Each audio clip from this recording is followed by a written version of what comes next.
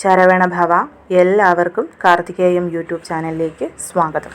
ഞാൻ ഇന്ന് വന്നിരിക്കുന്നത് വിഷുക്കണിയെക്കുറിച്ച്, അതായത് മേടമാസം 1-ാം തീയതി നമ്മൾ ചെയ്യേണ്ടുന്ന വളരെ പ്രധാനപ്പെട്ട കുറച്ച് കാര്യങ്ങളെക്കുറിച്ച് നിങ്ങളുമായിട്ട് പങ്കുവയ്ക്കാനായിട്ടാണ്. അപ്പം നമുക്ക് ഇന്നത്തെ വീഡിയോയിലോട്ട് പോകാം. അതിനു മുൻപ് ആദ്യമായിട്ടാണ് ഈ ചാനൽ നിങ്ങൾ കാണുന്നതെന്നുണ്ടെങ്കിൽ ചാനലൊന്ന് സബ്സ്ക്രൈബ് ചെയ്യുവാനും വീഡിയോ കണ്ട് ഇഷ്ടപ്പെട്ടാൽ ലൈക്ക് ചെയ്യുവാനും ഷെയർ ചെയ്യുവാനും മറക്കരുത്.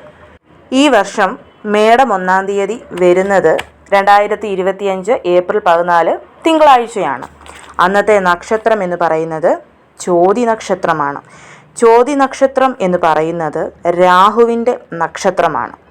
അതുകൊണ്ട് തന്നെ ആ ഒരു വർഷം തുടങ്ങുമ്പോൾ മഹാലക്ഷ്മി ദേവിയോടൊപ്പം തന്നെ നമ്മൾ സൂര്യഭഗവാനെയും അന്ന് പ്രാർത്ഥിക്കുകയും പൂജ ചെയ്യുകയും വേണം. നിങ്ങളെല്ലാവരും വിഷുക്കണി കാണുന്നവരാണെന്ന് എനിക്കറിയാം. വിഷുവിനെ പറ്റിയുള്ള വീഡിയോ ഇടണമെന്ന് ഞാൻ വിചാരിച്ചതായിരുന്നു. പക്ഷേ എല്ലാം കാണിച്ചുകൊണ്ടിട്ടെങ്കിലേ എനിക്കും ഒരു തൃപ്തി കിട്ടത്തുള്ളൂ, കാണുന്ന നിങ്ങൾക്കും അത് മനസ്സിലാവുകയുള്ളൂ. അതുകൊണ്ട് ഈ വർഷം നമ്മൾക്ക് കുഞ്ഞു കുഞ്ഞു കാര്യങ്ങൾ പറഞ്ഞു പോകാം. ദൈവാനുഗ്രഹം ഉണ്ടെങ്കിൽ, ഭഗവാൻ അനുഗ്രഹിച്ചാൽ അടുത്ത വർഷം തീർച്ചയായിട്ടും കണി ഒരുക്കുന്നത് ഞാൻ നിങ്ങളെ കാണിച്ചു തരുന്നതായിരിക്കും. അപ്പം വിഷുക്കണി അന്നത്തെ ദിവസം രാവിലെ എഴുന്നേറ്റ് നിങ്ങൾ കണി കാണണം. കണി കണ്ടതിന് ശേഷം കുളിച്ചു വന്നതിന് ശേഷമാണ് ഞാൻ ഈ പറയുന്ന കാര്യങ്ങളൊക്കെ ചെയ്യുന്നത്. വിഷുക്കണിയിൽ ഉൾപ്പെടുത്തേണ്ട പ്രധാനപ്പെട്ട കാര്യങ്ങളെക്കുറിച്ചും ഞാൻ വഴിയെ പറഞ്ഞു തരാം. അപ്പം വിഷു കണ്ടതിന് ശേഷം, അതായത് വിഷുക്കണി കണ്ടതിന് ശേഷം കുളിച്ച് വന്ന് അന്നത്തെ ദിവസം എല്ലാവരും പുതിയ ഡ്രസ്സ് എടുക്കുന്നവരാണെന്നുണ്ടെങ്കിൽ ഞാൻ പറഞ്ഞിട്ടുണ്ട്, പൂരുരുട്ടാതി നക്ഷത്ര ദിവസം നമ്മൾ എടുക്കേണ്ട ഡ്രസ്സ് എന്ന് പറയുന്നത് പിങ്ക് ആൻഡ് യെല്ലോ കോമ്പിനേഷനുള്ള ഡ്രസ്സാണ് എന്നുള്ളത്. അതുകൊണ്ട് തന്നെ കഴിയുമെങ്കിൽ അങ്ങനെ ഒരു ഡ്രസ്സ് എടുത്ത് ആ ഡ്രസ്സ് ഇടാനായിട്ട് ശ്രമിക്കണം. ഇനി ആ ഒരു കളർ ഇല്ല നിങ്ങൾക്കെന്നുണ്ടെങ്കിൽ യെല്ലോ കളറോ പിങ്ക് കളറോ ഹൈലൈറ്റ് ചെയ്ത് നിൽക്കുന്ന ഒരു ഡ്രസ്സ് ഇടുന്നതാണ് ഏറ്റവും ഉത്തമമായിട്ടുള്ള കാര്യം. പുതിയ ഡ്രസ്സ് എടുക്കാൻ സാധിക്കാത്തവർ വിഷമിക്കുകയൊന്നും വേണ്ട. നിങ്ങളുടെ കയ്യിൽ ഈ കോമ്പിനേഷനിലുള്ള പഴയ ഡ്രസ്സ് ഉണ്ടെന്നുണ്ടെങ്കിൽ തീർച്ചയായിട്ടും നിങ്ങൾക്ക് ആ ഡ്രസ്സ് ഉപയോഗിക്കാവുന്നതാണ്. അതിനുശേഷം പൂജാമുറിയിൽ എല്ലാവരും വിളക്ക് കത്തിച്ചതിന് ശേഷം നമ്മൾ ചെയ്യേണ്ടത് ഈ പറയുന്ന സൂര്യഭഗവാനുള്ള പൂജയാണ്. രാവിലെ 6 മണി മുതൽ 7 മണി വരെ ആ ഒരു സമയത്തിനുള്ളിൽ തന്നെ ഞാൻ ഈ പറയുന്ന മഹാലക്ഷ്മി പൂജയും അതേപോലെ തന്നെ സൂര്യഭഗവാന്റെ പൂജയും നിങ്ങൾ ചെയ്തിരിക്കണം. അപ്പം ഞാൻ പറഞ്ഞു, ചോതി നക്ഷത്രമാണ്, രാഹുവിൻ്റെ നക്ഷത്രമാണ്. ചോതി നക്ഷത്രത്തിൻ്റെ രൂപം എന്ന് പറയുന്നത് തേനീച്ചക്കൂട് പോലെയാണ്. അതുകൊണ്ട് തന്നെ ഈ വർഷത്തെ വിഷുക്കണിയിൽ എല്ലാവരും മറക്കാതെ കൈതച്ചക്ക ഉൾപ്പെടുത്താനായിട്ട് ശ്രമിക്കേണ്ടതാണ്. കാരണം കൈതച്ചക്ക കണ്ടിട്ടുള്ള എല്ലാവർക്കും അറിയാം, തേനീച്ചക്കൂട് പോലെയാണ് കൈതച്ചക്കയുടെ ആ പുറത്തെ മുള്ളുള്ള ഭാഗം ഇരിക്കുന്നത്. അതുകൊണ്ട് തന്നെ എല്ലാവരും കൈതച്ചക്ക മേടിക്കാനായിട്ട് ശ്രമിക്കണം. അതുമാത്രവുമല്ല, കൈതച്ചക്കയുടെ പൈനാപ്പിൾ ഫ്ലേവറിലുള്ള സാമ്പ്രാണിയൊക്കെ നമുക്കിപ്പോൾ കടകളിൽ മേടിക്കാൻ കിട്ടും. ആ സാമ്പ്രാണി കൂട് കിട്ടിയാൽ തീർച്ചയായിട്ടും വാങ്ങിച്ച് അന്നത്തെ ദിവസം വീട്ടിൽ സാമ്പ്രാണി കത്തിക്കാനും എല്ലാവരും ശ്രമിക്കേണ്ടതാണ്. ശേഷം നമ്മൾ ചെയ്യേണ്ടത് സൂര്യഭഗവാനുള്ള പൂജയാണ്. അതായത് നിങ്ങൾ എന്നും ചെയ്യുന്നത് പോലെ തന്നെ നിങ്ങളുടെ വീട്ടിലെ നിലവിളക്ക് കത്തിച്ച് പൂജകളോ മന്ത്രങ്ങളോ എന്താണോ ചെയ്യുന്നത് അത് ചെയ്തതിന് ശേഷം ഗോതമ്പ് കൊണ്ടൊരു ദീപം, അതായത് ഒരു ബ്രാസിൻ്റെ പ്ലേറ്റിലോ അല്ലെങ്കിൽ വാഴയിലയിലോ ഒരല്പം ഗോതമ്പ് എടുക്കുക. അതിനു മുകളിൽ ഒരു മൺവിളക്കിൽ അല്പം നല്ലെണ്ണയൊഴിച്ച് കിഴക്കോട്ട് ഫേസ് ചെയ്ത് ആ ദീപം കത്തിച്ച് വെച്ചതിന് ശേഷം അത് സൂര്യഭഗവാനാണ് എന്ന് വിചാരിച്ചുകൊണ്ട് നിങ്ങൾ ഒറ്റയിതൾ ചെമ്പരത്തി, അതായത് 5 ഇതളുകളുള്ള ഒറ്റയിതൾ ചെമ്പരത്തി എടുക്കുക. ആ ചുമന്ന കളർ ചെമ്പരത്തി. ഇനി അത് കിട്ടാത്തവർക്ക് താമര ഇതളുകളോ അതല്ല എന്നുണ്ടെങ്കിൽ റോസപ്പൂക്കളോ അരളിപ്പൂക്കളോ ചുമന്ന കളറിലെ എന്ത് പുഷ്പവും നിങ്ങൾക്കെടുക്കാം. ശേഷം 27 തവണ ഒന്നെങ്കിൽ ആദിത്യ ഹൃദയ സ്തോത്രം ചൊല്ലി അർച്ചന ചെയ്യാം. അതില്ല എന്നുണ്ടെങ്കിൽ ഓം സൂര്യായ നമ എന്ന മന്ത്രം ചൊല്ലി ആ ഒരു കത്തിച്ചു വെച്ചിരിക്കുന്ന ദീപത്തിന് നിങ്ങൾക്ക് അർച്ചന ചെയ്യാവുന്നതാണ്. അതിനുശേഷം രണ്ടാമതായി ചെയ്യേണ്ടുന്ന കാര്യം മഹാലക്ഷ്മി പൂജയാണ്. ഞാൻ പറഞ്ഞു, ചോതി നക്ഷത്ര ദിവസം അത് രാഹുവിൻ്റെ നക്ഷത്രമായതുകൊണ്ടും അതുമാത്രവുമല്ല മേടമാസത്തിലാണ് സൂര്യൻ 90 ഡിഗ്രിയിൽ കറക്റ്റായിട്ട് ഈ ഒരു മാസമാണ് വരുന്നതെന്നതുകൊണ്ടും നമ്മൾ ഈ ഒരു വർഷം മുഴുവൻ നമുക്ക് സൂര്യഭഗവാന്റെ അനുഗ്രഹം കിട്ടാൻ വേണ്ടിയിട്ടാണ് നമ്മൾ സൂര്യപൂജ ചെയ്യുന്നത്. രണ്ടാമതായിട്ട് നമ്മൾ മഹാലക്ഷ്മി പൂജ ചെയ്യുന്നത് ഈ ഒരു വർഷം അടുത്ത വിഷു വരെ എല്ലാ രീതിയിലുമുള്ള ഐശ്വര്യങ്ങൾ നമുക്ക് ഉണ്ടാവാൻ വേണ്ടിയിട്ടാണ് നമ്മൾ മഹാലക്ഷ്മിയെ പൂജിക്കുന്നത്. മഹാലക്ഷ്മി പൂജ ചെയ്യുന്നവർ തീർച്ചയായും ചെയ്യേണ്ടുന്ന കാര്യം, ലക്ഷ്മി ദേവിയുടെ ഫോട്ടോ വിഗ്രഹം എന്താണോ ഉള്ളത് അത് തുടച്ച് മഞ്ഞൾ കുങ്കുമം പൊട്ടൊക്കെ വെച്ച് അമ്മയ്ക്ക് പൂക്കളൊക്കെ കൊണ്ട് മാലയൊക്കെ ചാർത്തി അമ്മയ്ക്ക് മുമ്പിൽ ഒരു നെയ്ദീപം കൊളുത്തി വെച്ചതിന് ശേഷം 21 കവടികൾ എടുക്കുക. കവടി ഞാനിവിടെ കാണിച്ചിട്ടുണ്ട്. ഇതാണ് വേണ്ടത്. ഒരു യെല്ലോ കളർ ക്ലോത്തിൽ ഈ 21 കവടികൾ വെച്ച് മഹാലക്ഷ്മി ദേവിയുടെ അഷ്ടോത്തരം ഓം പ്രകൃതിയേ നമ ഓം വികൃതിയേ നമ എന്ന് ചൊല്ലി എന്ത് കളറിലെ പൂക്കൾ കൊണ്ടും നിങ്ങൾക്ക് ആ കവടിക്ക് അർച്ചന ചെയ്യാവുന്നതാണ്.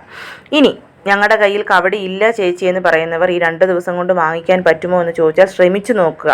ഇനി കിട്ടിയില്ല എന്നുണ്ടെങ്കിൽ നിങ്ങൾ മഹാലക്ഷ്മി ദേവിയെ തന്നെ ഈ ഒരു മന്ത്രം ചൊല്ലി അർച്ചന ചെയ്യാവുന്നതാണ്. ഇനി മഹാലക്ഷ്മി ദേവിയുടെ അഷ്ടോത്തരം അറിയില്ല എന്ന് പറയുന്നവരാണ് എന്നുണ്ടെങ്കിൽ നിങ്ങൾക്ക് ഓം ശ്രീം മഹാലക്ഷ്മിയെ നമ എന്നുള്ള മഹാലക്ഷ്മി ദേവിയുടെ മന്ത്രം ചൊല്ലിയോ അല്ലെങ്കിൽ ശ്രീം എന്ന ബീജമന്ത്രം ചൊല്ലിയോ പൂക്കൾ കൊണ്ട് അർച്ചന ചെയ്താൽ മതിയാവും. വിഷുക്കണിയിൽ ഉൾപ്പെടുത്തേണ്ടുന്ന പ്രധാനപ്പെട്ട കുറച്ച് കാര്യങ്ങളെക്കുറിച്ചാണ്. കൃഷ്ണനെയും നിലവിളക്കും അതുപോലെ തന്നെ അരിയും കണിവെള്ളരിയും ഒക്കെ വെക്കുന്നതിനോടൊപ്പം തന്നെ ഒരു കണ്ണാടി അത്യാവശ്യമായിട്ട് വെക്കണം. കുഞ്ഞതാണെങ്കിലും മതിയാവും. കാരണം കണ്ണാടിയിൽ നമ്മൾ നമ്മുടെ തന്നെ രൂപം കാണുമ്പോൾ നമുക്ക് ആയുസ് വർദ്ധിക്കുമെന്നും ഒപ്പം തന്നെ കണ്ണാടിക്ക് മുമ്പിൽ നമ്മൾ കാണുന്ന വസ്തുക്കൾ എന്താണെങ്കിലും അത് ആ ഒരു വർഷം ഇരട്ടിക്കുമെന്നാണ് പറയപ്പെടുന്നത്. അതുകൊണ്ട് തന്നെ നിങ്ങൾ കണ്ണാടിക്ക് മുമ്പിൽ വെക്കേണ്ടുന്ന അത്യാവശ്യമുള്ള സാധനങ്ങൾ എന്ന് പറയുന്നത് മഞ്ഞൾ, കുങ്കുമം, പൈസ, സ്വർണം, വെള്ളി ഇവയൊക്കെയാണ്.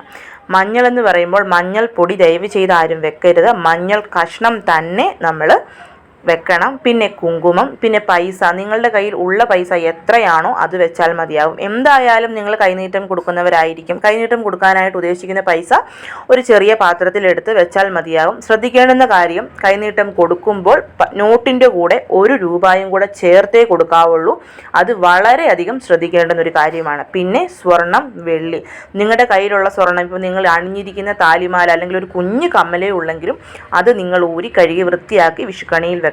അതുപോലെ വെള്ളി, പാദസരമോ അരഞ്ഞാണമോ മോതിരമോ എന്താണോ നിങ്ങളുടെ കയ്യിലുള്ളത്, വെള്ളി കോയിൻ ഉണ്ടെങ്കിൽ അതും വെക്കാം.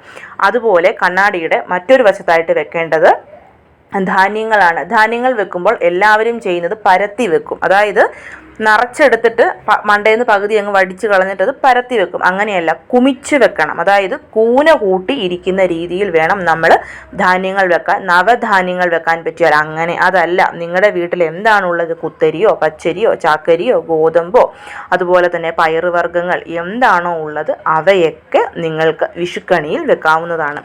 ഈ ഒരു കാര്യവും നമ്മൾ ഒരിക്കലും മറക്കാനായിട്ട് പാടുള്ളതല്ല. ഞാൻ പറഞ്ഞു, ഈ പറഞ്ഞ 2 പൂജകൾ വിഷുക്കണിയൊക്കെ എല്ലാവരും 4-നും 5-നും ഇടയ്ക്കാണ് കാണേണ്ടത്. ആ സമയം കണ്ടതിന് ശേഷം പോയി കുളിച്ചിട്ട് വന്ന് 6-നും 7-നും ഇടയ്ക്ക് ഞാൻ പറഞ്ഞ സൂര്യപൂജയും മഹാലക്ഷ്മി പൂജയും ചെയ്തതിന് ശേഷം സൂര്യഭഗവാന് ആരതി എടുക്കണം. കർപ്പൂര ആരതിയോ ധൂപ ആരതിയോ ദീപാരതിയോ എന്താണോ നിങ്ങൾക്ക് പറ്റുന്നത് അതുകൊണ്ട് സൂര്യഭഗവാന് ആരതിയും എടുത്ത് സൂര്യഭഗവാനെ തൊഴുത് അന്നത്തെ ദിവസം മറക്കാതെ നിങ്ങൾ പ്രാർത്ഥിക്കുകയും വേണം. പിന്നെ അന്നത്തെ ദിവസം നിവേദ്യമായിട്ട് എന്തു വെക്കണം? പഞ്ചാമൃതമാണ് അന്ന് വെക്കേണ്ടത് നിവേദ്യം. വേറെ ഒരു നിവേദ്യവും നിങ്ങൾ വെച്ചില്ലെങ്കിലും മഹാലക്ഷ്മിക്കും സൂര്യഭഗവാനും ഒന്നിച്ച് പൂജ ചെയ്തതിന് ശേഷം പഞ്ചാമൃതം നിങ്ങൾക്ക് സമർപ്പിക്കാവുന്നതാണ്.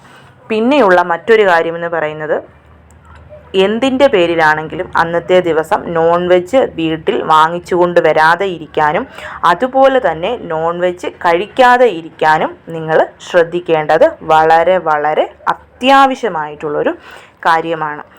ഇനി ചെയ്യേണ്ടുന്ന മറ്റൊരു കാര്യം എന്ന് പറയുന്നത്, നമ്മൾ അന്നത്തെ ദിവസം പൂജാമുറിയിൽ മറക്കാതെ വരയ്ക്കേണ്ടുന്ന കോലമാണ്. സൂര്യഭഗവാനെയും ശുക്രഭഗവാനെയുമാണ് അന്നത്തെ ദിവസം നമ്മൾ പൂജ ചെയ്യുന്നത്. അതായത് മഹാലക്ഷ്മിയെയും സൂര്യഭഗവാനെയും. ഇവർക്ക് 2 പേർക്കും പ്രിയപ്പെട്ട പുഷ്പം എന്ന് പറയുന്നത് താമരയാണ്. അതുകൊണ്ട് തന്നെ അന്നത്തെ ദിവസം ഞാൻ ഈ വീഡിയോയിൽ ഇപ്പോൾ കാണിച്ചിരിക്കുന്ന ഈ ഒരു കോലം സൗന്ദര്യലഹരിയിലെ 1ാമത്തെ കോലം, പക്ഷേ ഞാൻ ഈ കാണിച്ചിരിക്കുന്നത് 33ാമത്തെ കോലമാണ്. അകത്ത് ശ്രീം എന്ന് എഴുതിയത്. ഇതേ കോലം വരച്ചിട്ട് അകത്ത് ക്ലീം എന്ന് വേണം നമ്മൾ എഴുതാൻ. ഞാനിവിടെ എഴുതി കാണിച്ചിട്ടുണ്ട്. അതായത് സമചതുരം, ചുറ്റും 4 പുള്ളികൾ, വട്ടങ്ങൾ, അതിന് നടുക്ക് ക്ലീം എന്ന് എഴുതി ഞാനിവിടെ ചെറുതായിട്ട് കാണിച്ചിട്ടുമുണ്ട്. ക്ലീം എന്ന് എഴുതിയിട്ട് അതിന് ചുറ്റി വട്ടത്തിൽ 10 താമരപ്പൂക്കൾ. നിങ്ങൾക്ക് കൈകൊണ്ട് വരയ്ക്കാൻ പറ്റുമെങ്കിൽ കൈകൊണ്ട് വരയ്ക്കാം, സ്റ്റെൻസിൽ കൊണ്ട് വരയ്ക്കാൻ പറ്റുമെങ്കിൽ സ്റ്റെൻസിൽ കൊണ്ട് വരയ്ക്കാം. ഞാൻ ഷോർട്സ് ആയിട്ട് അതിൻ്റെ ചെറിയൊരു വീഡിയോ ഇട്ടേക്കാം. അപ്പം അങ്ങനെ വരയ്ക്കണം. പൂജാമുറിയിൽ കാലുകൊണ്ട് ചവിട്ടാനായിട്ട് പാടില്ല. എപ്പോഴും ഞാൻ പറയുന്നത് പോലെ പ്രത്യേകിച്ച് മന്ത്രങ്ങളൊന്നും ചെയ്യേണ്ട കാര്യമില്ല. നിങ്ങൾ ഈ ഒരു കോലം ഈ രീതിയിൽ വരച്ചാൽ മതിയാവും. അതിന് ചുറ്റും പൂക്കൾ കൊണ്ട് ഡെക്കറേറ്റ് ചെയ്യണമെന്നുണ്ടെങ്കിൽ അത് നിങ്ങളുടെ ഇഷ്ടമാണ്. പക്ഷേ കാലുകൊണ്ട് ചവിട്ടാതെ നോക്കണം. ഒരല്പം പച്ചരിപ്പൊടിയിൽ മഞ്ഞൾപ്പൊടി ഇട്ട് പച്ചക്കർപ്പൂരം, ജവ്വാത് ഒക്കെ ഇട്ട് വേണം നമ്മൾ വരയ്ക്കാൻ. അതുമാത്രവുമല്ല, ഈ കോലം നമ്മൾ വരച്ചുകൊണ്ടിരിക്കുമ്പോൾ, ഈ കോലം എന്നല്ല, നിങ്ങൾ എപ്പോൾ കോലം വരച്ചാലും, എപ്പോൾ നെറ്റിയിൽ ചന്ദനം, ഭസ്മം, കുങ്കുമം ഒക്കെ ഇട്ടാലും സർവ്വലോക വശീകരായ സ്വാഹ എന്ന് പറഞ്ഞുകൊണ്ട് വേണം ഇതൊക്കെ ചെയ്യാൻ. ഓർത്തിരിക്കണം, സർവ്വലോക വശീകരായ സ്വാഹ. അതായത് എല്ലാ ലോകവും വശീകരിക്കണമേ എന്നുള്ളതാണ് നമ്മുടെ പ്രാർത്ഥന. വേറെ രീതിയിൽ ചിന്തിക്കരുത്, പോസിറ്റീവായിട്ട് മാത്രം ചിന്തിക്കുക. സർവ്വലോക വശീകരായ സ്വാഹ എന്ന് പറഞ്ഞുകൊണ്ട് വേണം നമ്മൾ ഈ ഒരു കോലങ്ങളൊക്കെ തന്നെയും ഇടാൻ വേണ്ടിയിട്ട്. അന്ന് സൂര്യനാരായണ ശിവപ്രീതിക്ക് അമ്പലങ്ങളിൽ പോയി പ്രാർത്ഥിക്കേണ്ടത് വളരെ അത്യാവശ്യമായിട്ടുള്ള കാര്യവുമാണ്. പിന്നെ എല്ലാ പ്രാവശ്യവും പറയുന്നത് പോലെ 1-ാം തീയതി ദിവസം നിങ്ങൾ വീട്ടിലോട്ട് വാങ്ങിക്കൊണ്ടുവരേണ്ട വസ്തുക്കൾ എന്ന് പറയുന്നത് അന്ന് തിങ്കളാഴ്ചയാണ്, ചന്ദ്രഭഗവാന്റെ ദിവസമാണ്. അതുകൊണ്ട് തന്നെ വെളുത്ത പച്ചരി നിങ്ങൾക്ക് വീട്ടിലോട്ട് വാങ്ങിച്ചുകൊണ്ട് വരാം, പാല് വാങ്ങിക്കാം, അതുപോലെ തന്നെ കൂവളത്ത് ഇല മേടിക്കാം, വെളുത്ത കളറിലെ പുഷ്പങ്ങൾ മേടിക്കാം, കല്ലുപ്പ് മേടിക്കാം, മഞ്ഞൾ മേടിക്കാം, കുങ്കുമം മേടിക്കാം. അതേപോലെ തന്നെ അന്നത്തെ ദിവസം മറക്കാതെ വിഷ്ണു ക്ഷേത്ര ദർശനം മസ്റ്റായിട്ടും ചെയ്തിരിക്കേണ്ടുന്ന കാര്യമാണ്. ഈ ഒരു വർഷം നല്ല രീതിയിൽ മുന്നോട്ട് പോകാനും തടസ്സങ്ങളില്ലാതെ വരാനും കഴിയുന്നവരൊക്കെ ഗണപതി ഭഗവാന് തേങ്ങായുടച്ച്, ശിവഭഗവാന് കൂവളത്തിലയും ജലധാരയും അമ്പലത്തിൽ കഴിപ്പിക്കാം. വിഷ്ണു ഭഗവാന് അന്നത്തെ ദിവസം മറക്കാതെ നെയ്വിളക്ക്, അതായത് നെയ്ദീപം കൊളുത്താൻ പറ്റിയാൽ നെയ്ദീപം കൊളുത്തണം. അതുപോലെ തൃക്കൈ വെണ്ണയോ തുളസി മാലയോ എന്താണോ നിങ്ങളെ കൊണ്ട് ഭഗവാൻ അന്നത്തെ ദിവസം കൊടുക്കാൻ പറ്റുന്നത് അതൊക്കെ സമർപ്പിക്കാനും നിങ്ങൾ ശ്രദ്ധിക്കേണ്ടത് വളരെ വളരെ അത്യാവശ്യമാണ്. എല്ലാവരും ഞാൻ ഈ പറഞ്ഞ കാര്യങ്ങളൊക്കെ ചെയ്യാൻ ശ്രമിക്കണം. നമ്മുടെ ഒരു വർഷത്തെ ഐശ്വര്യമാണ് ഫലമായി വരുന്നത്. എല്ലാവരെയും മുരുകൻ അനുഗ്രഹിക്കട്ടെ. ഓം ശരവണ ഭവ.